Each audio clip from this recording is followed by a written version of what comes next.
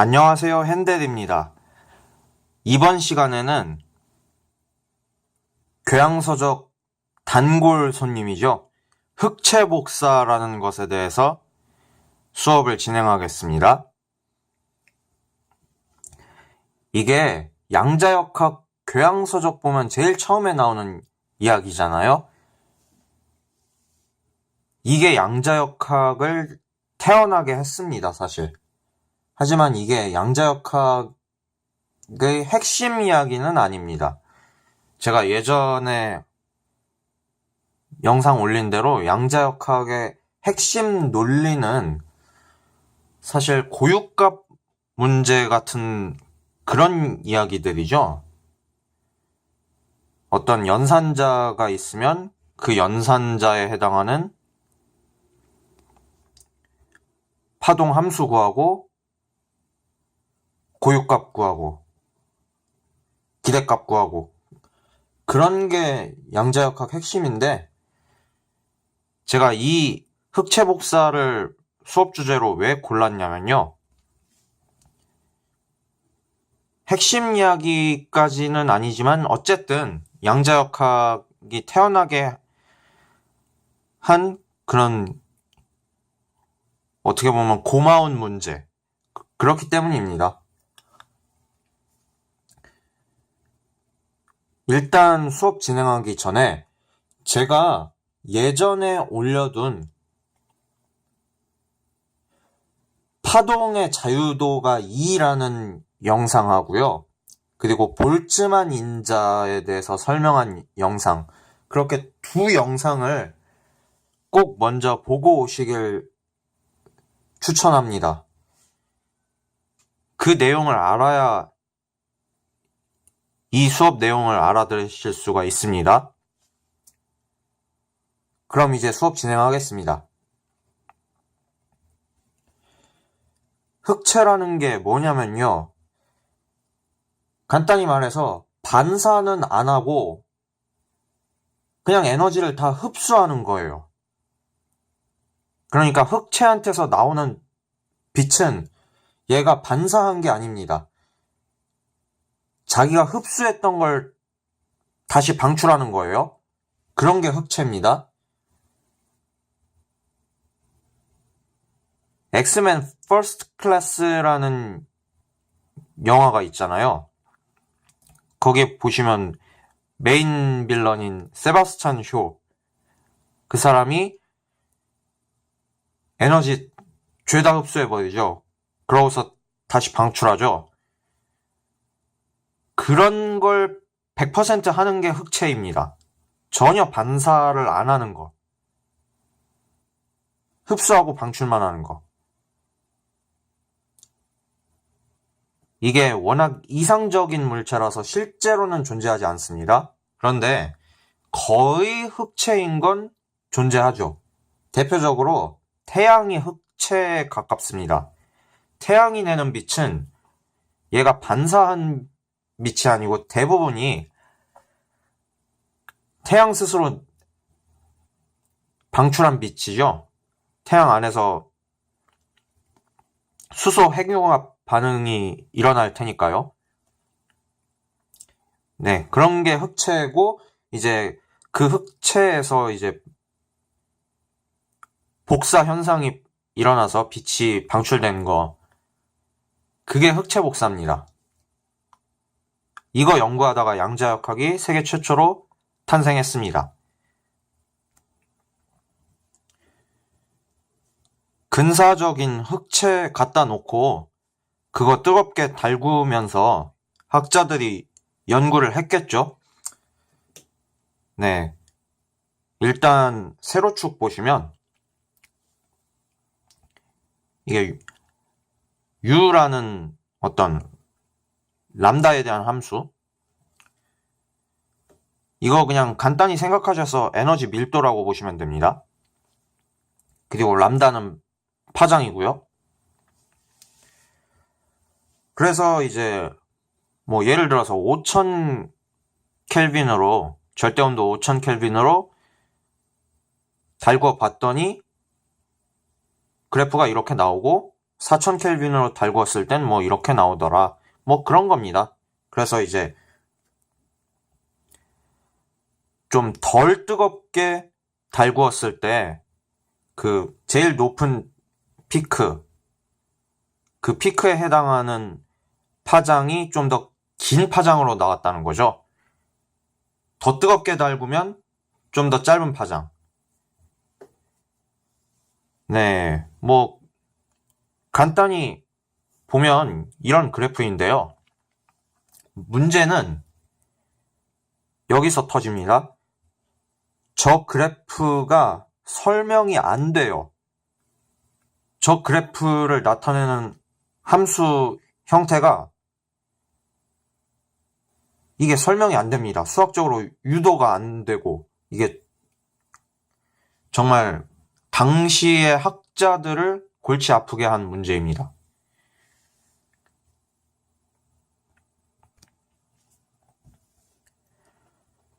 빛의 속력 C에 대해서 C는 파장 곱하기 진동수로 표현이 될 테니까 파장 람다에 대한 에너지 밀도 식을 진동수에 대한 식으로 표현을 할 수가 있겠죠. 사실 진동수 식으로 표현하는 게 좀 더 편합니다. 조금 더 편해요. 어쨌든 U, nu, dnu 이거를 수식으로 쓰면 이렇게 생겼습니다. C세제곱분의 8파이 nu 제곱 곱하기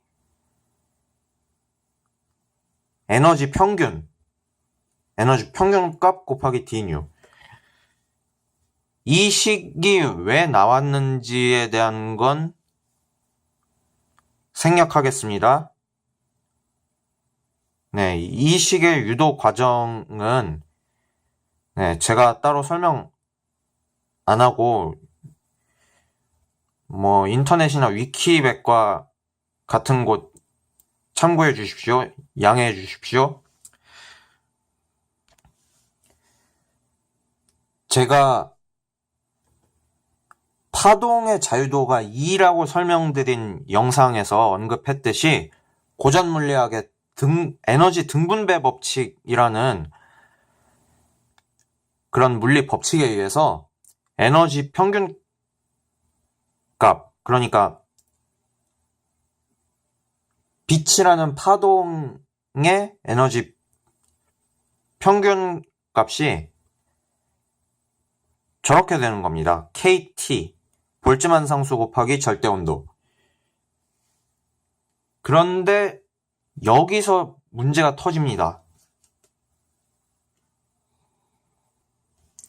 아까 보셨던 그 그래프 있잖아요. 저렇게 예쁜 피크 모양이 나와야 되는데 저렇게 나와버립니다. 그나마 긴 파장일 때는 그래프가 거의 정확하게 일치해요. 그런데 짧은 파장으로 갈수록 그래프가 무한대로 발산해버립니다. 이거 정말 큰일이 난 거죠. 이거 말하자면 흑체 안에 존재하는 전자기파들이 진동수하고는 아무 상관없이 그냥 다 똑같은 에너지를 분배받는다고 생각해버렸기 때문에 말하자면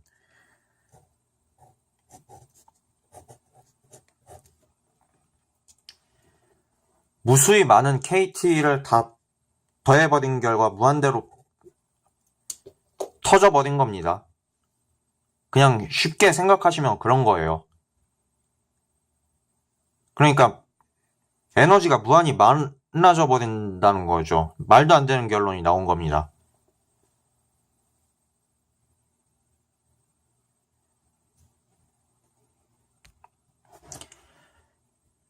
무한대로 발산해버리는 그 문제를 해결한 물리학자가 나타납니다. 빈이라는 분인데요. 이 빈이라는 분이 자기가 실험해가지고 이제 에너지 평균 값에 대한 어떤 수식을 찾아냅니다. 그래서 발표를 했는데 저렇게 생겼다는 거예요. 볼츠만 상수 곱하기 어떤 상수, 그리고 이게 진동수죠. 그리고 분모의 exponential t분의 상수 곱하기 진동수. 이렇게 하면 무한대로 발산하지 않고 피크 모양의 그 아까 보셨던 그래프를 설명할 수 있다는 겁니다. 이 어떤 상수 요게 원래는 베타로 써야 되는데 이따가 kt분의 1을 베타로 쓸 거기 때문에 제가 일부러 다른 문자로 썼습니다. 양해 바랍니다. 자, 그런데 이번에도 문제가 생겨버립니다. 어떤 문제냐면요. 그 빈이라는 분이 발표하신 그 식에 의하면 그래프를 그렸을 때 이 짧은 파장 쪽에서는 정확하게 잘 맞아요. 그런데 긴 파장 쪽에서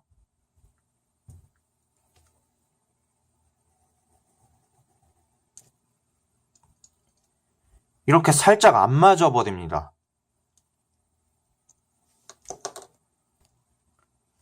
다시 말하자면 에너지 등분배 법칙을 썼더니 긴 파장에서는 잘 맞고 짧은 파장에서 전혀 안 맞죠? 빈의 법칙을 썼더니 짧은 파장에서는 아주 잘 맞는데 긴 파장에서 살짝 안 맞습니다. 결론적으로 짧은 파장에서는 빈의 법칙, 긴 파장에서는 에너지 등분배 법칙에 기초한 고전 물리학. 각각 이렇게 잘 맞는다는 건데요. 이렇게 양 끝에서만 그것도 어떤 한 가지 법칙만 그렇게 맞고 이게 그래프가 전체적으로 설명이 안 되죠. 한쪽에서는 이런 법칙이 성립하고 다른 반대쪽 끝에서는 또 다른 법칙이 성립하고 그러다 보니까 그래프를 한 방에 설명할 수 있는 법칙은 없고 자, 여기서 양자역학을 태어나게 하신 분이 등장하는 거죠. 이 수업의 주인공 막스 플랑크라는 분입니다. 이분이 뭘 찾아냈냐면요. 에너지 평균 값을 그 빈의 법칙 있잖아요. 아까 빈이라는 분이 발표하신 그 공식에서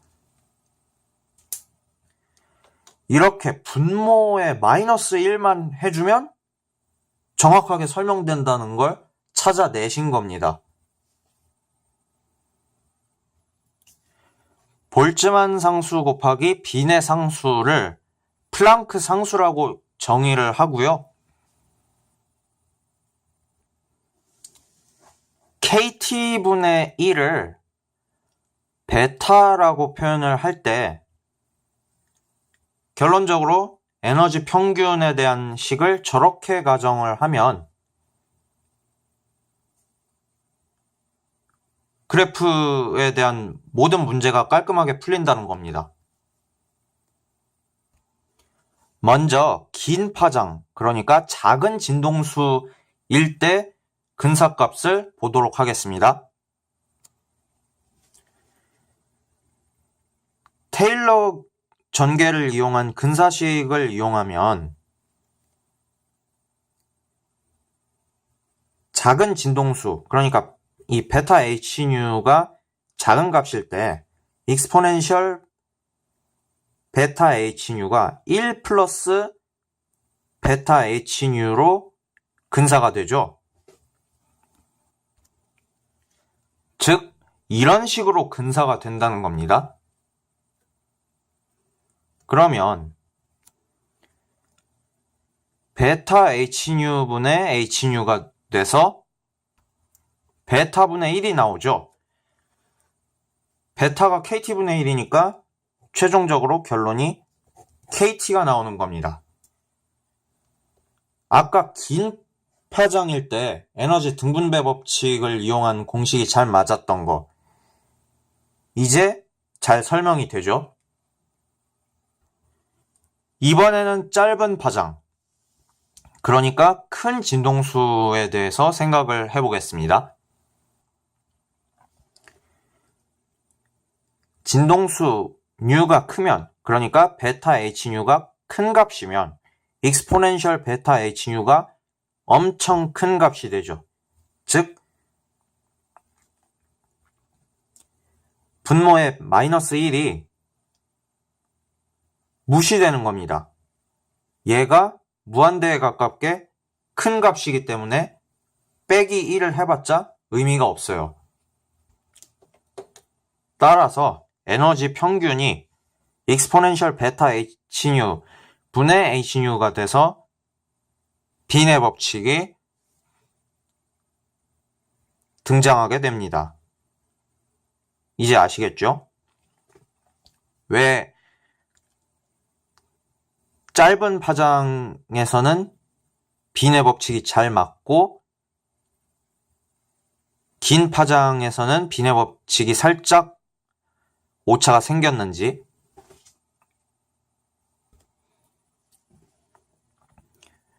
양 끝에서의 근사식이 각각 빈의 법칙과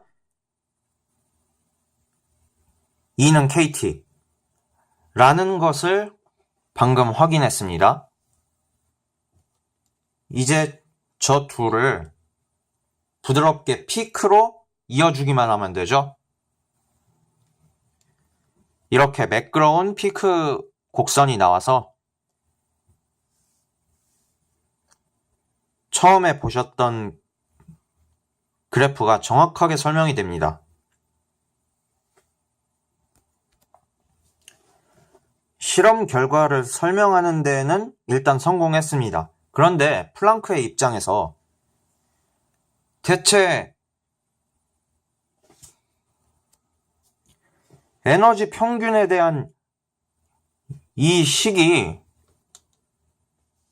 어디서 나왔는지, 그러니까 뭘 가정해야 이 식이 유도되는지, 그리고 이 식이 대체 무엇을 의미하는지 당장 알 길이 없죠.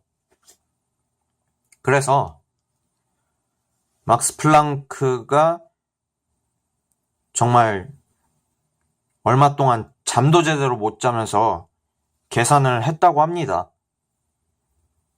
그분이 어떤 계산을 했는지 제가 직접 노트를 보고 온 건 아니니까 뭐 구체적으로 알 수는 없겠지만 어떤 계산을 했는지 대충 흉내는 낼 수 있겠죠?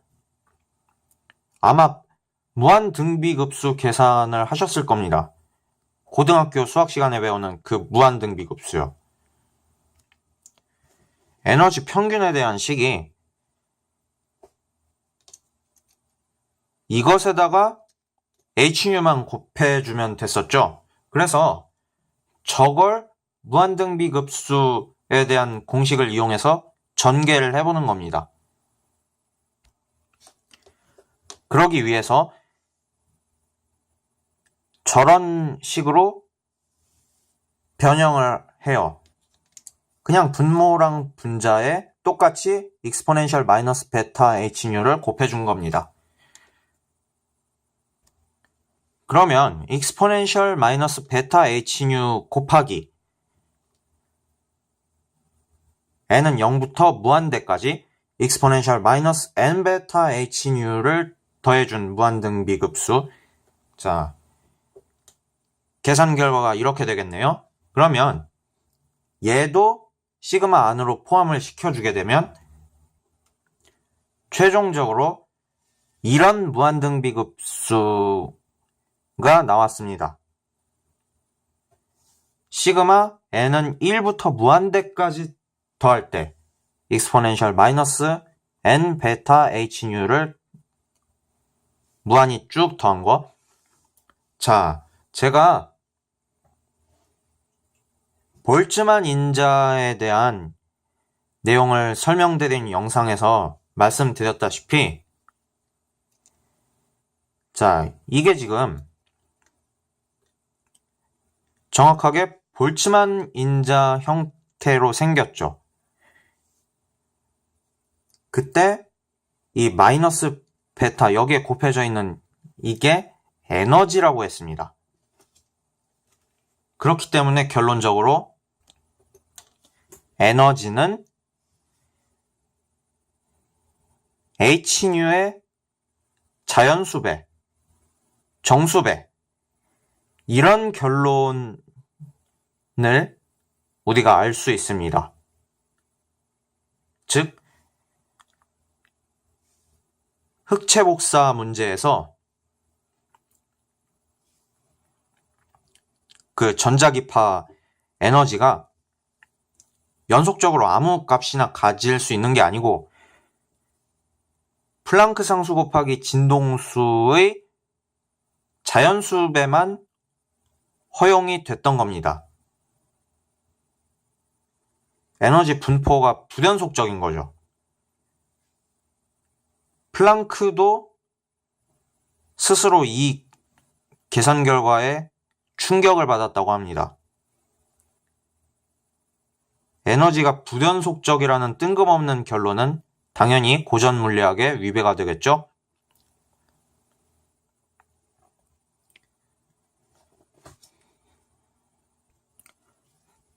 제일 처음에 보여드렸던 그래프를 다시 보시면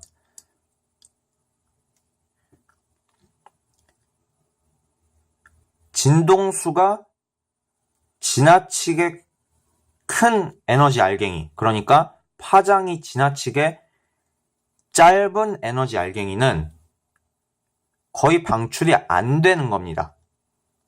그런 에너지 알갱이가 안 나오는 거예요.